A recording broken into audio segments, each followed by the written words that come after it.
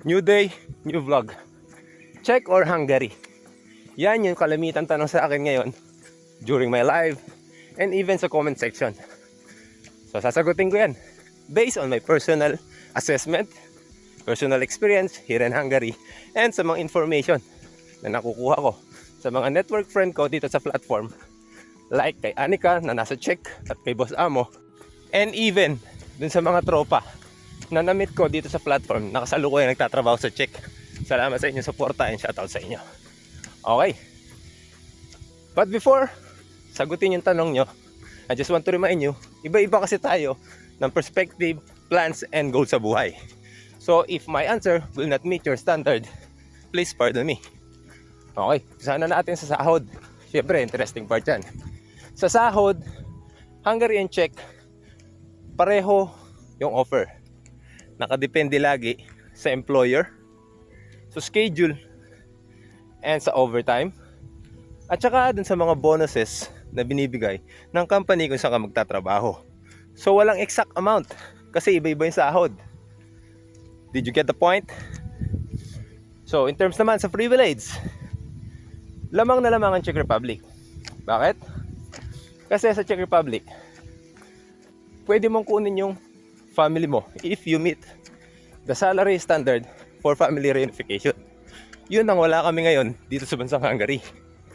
Alam naman natin, kung napapanood nyo yung ibang mga content creator sa Czech Republic, meron na nakakuha ng family nila at kasama na nilang naninirahan dun sa Czech Republic. Punta naman tayo sa cost of living, which is kailangan yung i-consider to sa pagpili ng bansang pupuntahan. Diyan naman lamang ang Hungary. Bakit? Because most of us who are working here in Hungary, halos libre yung accommodation, bills ng electricity, tubig, transportation allowance, at may food allowance pa.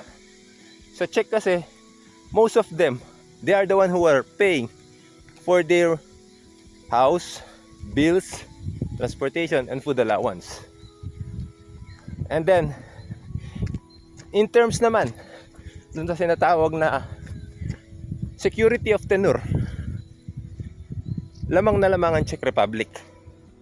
Gawa ng as long as you can renew your TRC and you have a employer, walang problema, walang limit of stay. Pwede ka magtagal doon as long as you want, as long na may trabaho ka, as long na valid yung TRC mo or naaagapan mo agad. Isa pa, pwede kang maglipat-lipat ng company after 6 months kapag hindi mo gusto yung company pinag-deployan nila sa'yo. Which is, I think for me, it was good. Kasi dito sa Hungary, let's be real, hindi lahat gusto yung company kung saan sila nagtatrabaho ngayon.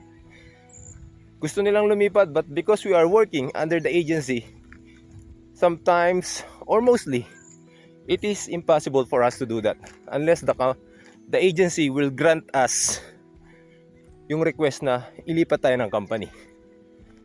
And dito sa Hungary kasi, like me na under guest worker, maximum 3 years lang yung pwede kong stay dito, and then I need to go back in the Philippines.